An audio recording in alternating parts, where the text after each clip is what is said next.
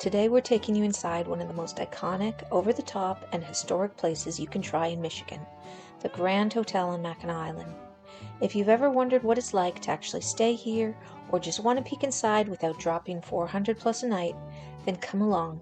We'll show you the rooms, the vibes, the quirks, and give you our honest take on the whole experience. So let's go. So since this was Andrew's first time, we decided not to take the shuttle, just sent our luggage on it, and we thought we would walk there, which is about 10 minutes or so with a bit of a hill, and walking up to this massive white building with its world-famous front porch is pretty surreal. So the Grand Hotel isn't just grand by name, this place is bursting with history. It was built in just 93 days, yes seriously, and it opened in 1887, right after Mackinac Island became a state park and tourists started flocking in. Back then, you could stay here for just $3 to $5 a night, which is around $175 in today's money. It's not bad for a hotel that's hosted 5 U.S. presidents, Thomas Edison, and Mark Twain, just to name a few. Oh, and movie buffs, this is also the filming location for Somewhere in Time, a cult favorite romantic film. There's even an annual Somewhere in Time convention here every October, and rumor has it Jane Seymour might be showing up this year for the 45th anniversary. So we entered through the lower level, which is where the reception desk was, and it's also home to a Grand Hotel logo souvenir store. They also have a small market with some treats, food, tea and coffee, and anything else you may need.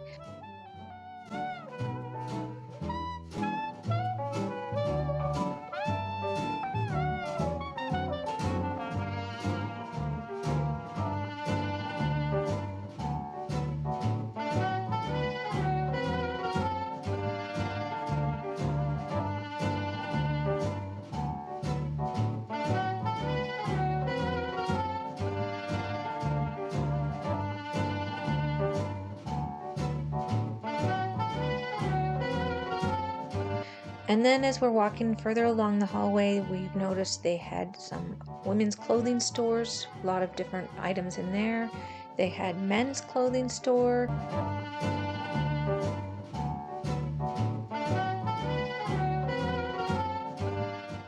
They had a flower shop, which actually smelled amazing. They had a store or a room called the Dorothy Draper room, which I really had no idea who she was or what this was about. And then, last of all, they do have an ice cream parlor down at the very end.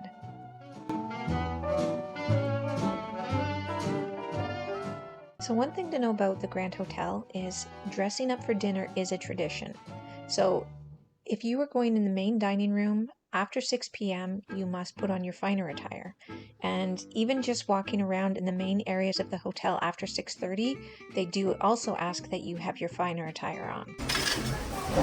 So there's the elevators that you can avoid the main floor after 6:30, so you don't actually have to dress up. You can just go right there to your rooms.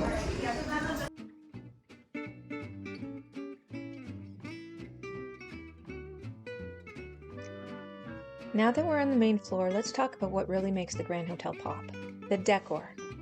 As you walk through the hotel, it's impossible not to notice the explosion of bold colors, oversized floral prints, dramatic patterns, and rooms that look like they were ripped straight out of a vintage movie set.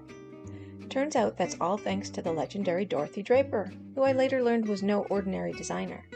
She came from one of the wealthiest families in New York, we're talking Gilded Age old money, and she had a larger-than-life personality to match. Picture someone who would roll into a room and instantly own it. In 1923, Dorothy Draper made history by launching the very first interior design company in the United States, which was a huge deal, especially for a woman at that time. She wasn't just decorating homes, she was building a brand, making bold artistic statements, and changing how people thought about public spaces. Her motto, "If it looks right, it is right."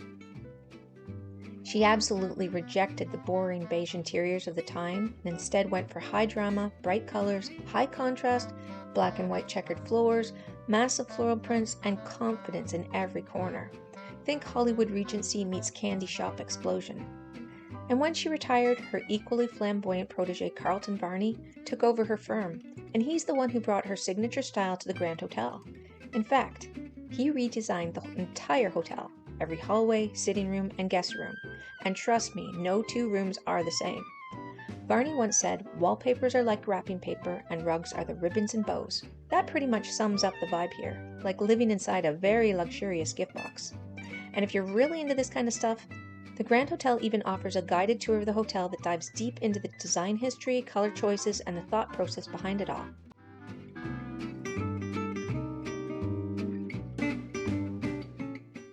So this room was known as the Grand Room, considered the most basic option at the Grand Hotel, and it doesn't come with a view.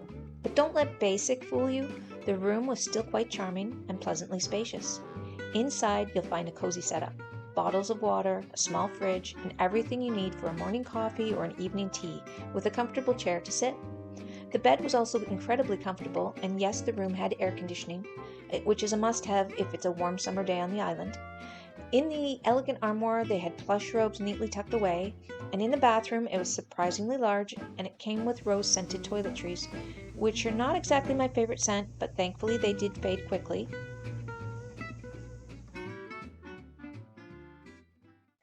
So when it comes to things to do at the Grand Hotel, let's just say boredom is not on the itinerary. The hotel offers a full lineup of activities designed to keep guests entertained, relaxed, and maybe just a little bit fancy. Now, full disclosure, we ended up spending more time exploring Mackinac Island itself, so we didn't dive too deep into all this on-site offerings. But believe me, there's plenty to keep you busy if you choose to stay close to the hotel.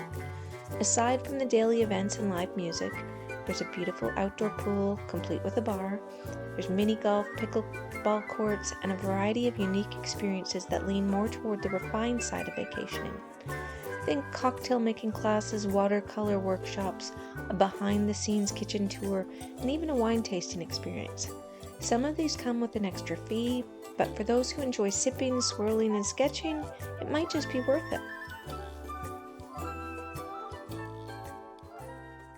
Now let's talk about our evening at the Grand, or as I like to call it, chasing the elusive Mackinac nightlife. Since we didn't do dinner at the hotel, we came back from eating off-site, freshened up, and got dressed to head out and meet up with friends. I threw on a cocktail dress, something simple, just right for strolling around and maybe grabbing a drink or two.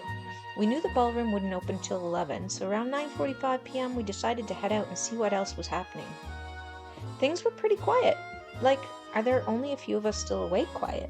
So we made our way to the Cupola Bar, and honestly, it was the perfect choice. This bar is tucked away at the top of the hotel and has a really elegant vibe, with cozy seating, a piano player setting the mood, and a truly unique chandelier that looks like it belongs in a Wes Anderson film. It's the kind of place where you can sip a fancy drink and pretend you're in a novel. Speaking of drinks, a quick word of caution, know what you're ordering. Andrew ordered a port, expecting something fairly standard, and ended up with a $40 surprise. Yep, one glass. To be fair, this is the Grand Hotel, but still, it's the kind of drink that makes you sit up a little straighter and really savor every sip. As the bar started to empty out, we headed back downstairs around 11 p.m. to check out the ballroom. This is when we started to really notice the evening dress code. While my cocktail dress worked fine earlier in the night, here's where the fashion stepped up a notch. Most women waiting for the ballroom to open were in long dresses or floor-length skirts. It was giving a strong, elegant garden party meets classic ballroom energy. I wasn't totally out of place. There were a few others in pantsuits and cocktail dresses, but let's just say I wasn't winning best dressed. Once the ballroom opened, we stepped inside, and while it was beautiful, it was also surprisingly quiet. A few couples were dancing, but it definitely wasn't the bustling scene we had imagined. Still holding out hope for some late-night energy, we made one last stop at the Audubon Bar around 11:30, only to find it completely empty. Not a soul, just us, a bartender, and the distant sound of our expectations gently deflating. Now maybe it was just an unusually quiet night, but from what we experienced, dinner seems to be the big social event of the evening. After that, things taper off quickly with a few drinks here and there, and most guests turning in early. So if you're dreaming of a high-energy night out, the Grand may not be the place unless you bring your own crowd, and maybe a floor-length gown, just in case. To wrap up our stay, we had one last stop, breakfast in the main dining room, and if your package includes it, you're in for a real treat. Breakfast is served daily from 7:30 to 10 a.m. and it's located right back in the iconic main dining room.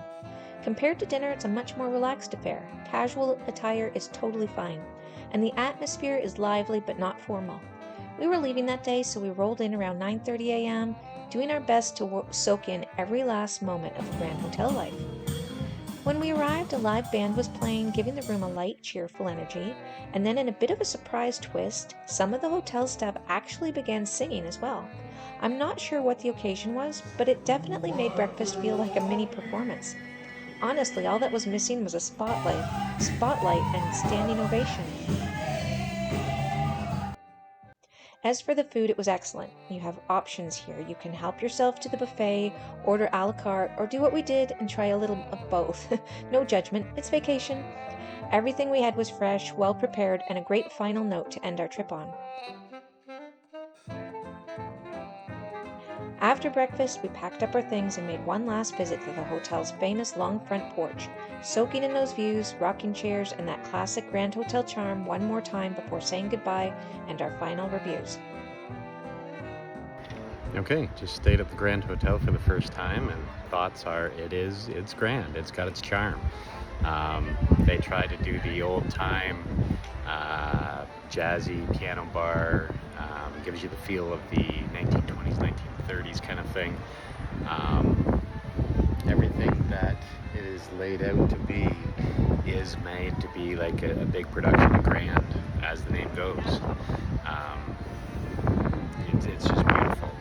Inside and out, very well kept. They have lots of staff on site that are very attentive and very good. I would definitely come back here again if you could afford to do it. The charm, the atmosphere is very peaceful, with all the architecture just fitting in nicely too. So all in all, I really liked staying here at the Grand Hotel. What I thought of this place was one day was just not enough for us to get everything done. We wanted to go for a swim. We didn't have time for any activities. The place is really special. It feels like you're stepping back in time. I really enjoyed it. And yeah, if you have the money to do this, I would definitely try it once. If you enjoyed this video, please like and subscribe. Thanks for watching. Talk to you later.